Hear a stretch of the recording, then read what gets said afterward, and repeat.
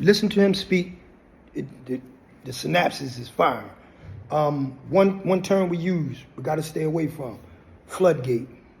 That's their term. Mm-hmm. And, you know, it wasn't a floodgate when they was putting us in. And they was putting us in by the hundreds of thousands, millions. So it wasn't a floodgate then. It's only when they want to let us out, it becomes a floodgate. Mm-hmm. So we got to come up with a new word, a terminology to describe when folks is getting out. And a second term that we use, we got to avoid, is loophole. The law is not a loophole. Because when they put us in, it's not a loophole. When we get convicted, they don't say, oh, they was convicted. He was convicted by a loophole. It's only when we are vindicated that they call it a loophole. And by inference is some flaw in the law that allowed this person to get out. That this person was, in fact, guilty, but allowed him to get out. So what about when a person is innocent and you put him in prison? You don't call it a loophole then. So we have to watch out for that. And then the last thing, and this is the most important, dealing with PCRA. It's called the Einhorn Law.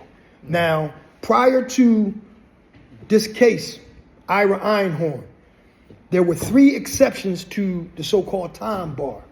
If you met any of those exceptions, not all 3, just one, you could get back in court. That's what we talk about, creativity and imagination. But lo and behold, this Ira Einhorn case comes down the line. Now, I argued it in court. This is why I know so much about it. He was, real quickly, he was somebody sitting in court in Philadelphia. He seen it went left. The judge wasn't trying to hear nothing about evidence. He said, call a break, call a recess. Let me go get some water. And he went on the lam. They tried him in absentia and convicted him. He went to Africa, then went to Europe. He wound up in France. They found he wound up getting caught. Something happened.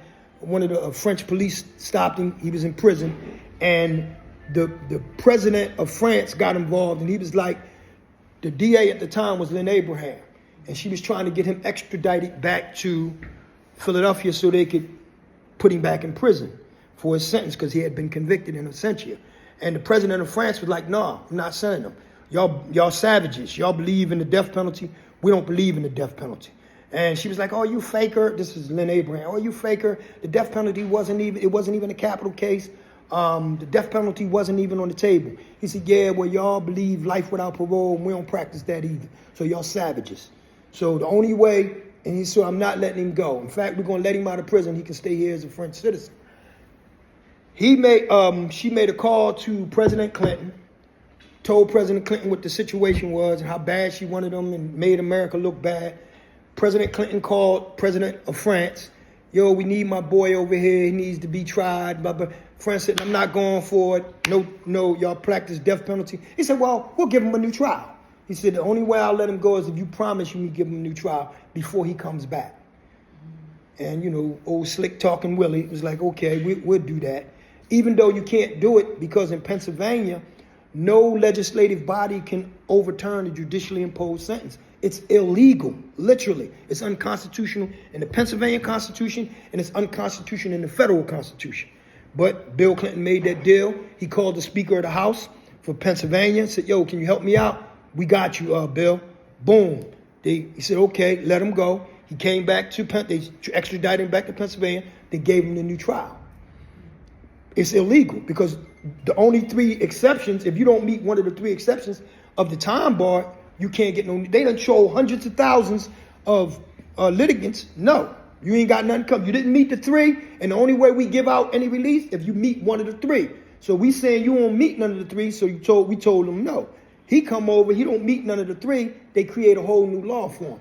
During the legislative, the legislative intent, they're sitting on the House floor talking about, okay, this is what we're going to do for our president because the President Clinton, they say all this. The president wants us to do this and we need to blah, blah, blah. And so somebody stands up on the House and say, yo, we can't do it. It's unconstitutional.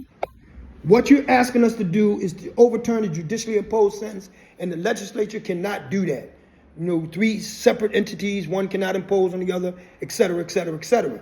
So they called the recess. Speaker of the House, like, listen, man, we trying to do this for old Bill. He said, yeah, I hear you. All right, they come back in the session. Like as I was saying, we're going to go ahead. Dude said, no, we can't do it. And so dude was like, so then he just came clean and said, all right, if it's unconstitutional, we'll come back and fix it later. And that was the gist of the conversation. We're going to do something that's illegal because the president of the United States asked me to do it. They did it. He went to trial, got convicted again. I challenged it because it's unconstitutional. They didn't even deal with it. They didn't address it or nothing. They just said, yeah, well, whatever. And so I'm saying that still exists under a violation of due process and equal protection. If it's good for Johnny, it's good for Jane. And so that's still unchallenged. The Einhorn law still stands. So they're still telling you 3 exceptions, but now when they give you the definition of the Einhorn law, it's so absurd that it'll never happen again. If the defendant goes on the lam and is tried in absentia and he goes to a foreign country and stays there and the president of that country negotiates with the president of this, that's never going to happen again. But it still exists in terms of being able to argue it as a violation of due process in post-conviction. It's still ripe for litigation. Somebody just got to have the creativity. The argument is really already done. So, Well, thank you for sharing. yes, sir.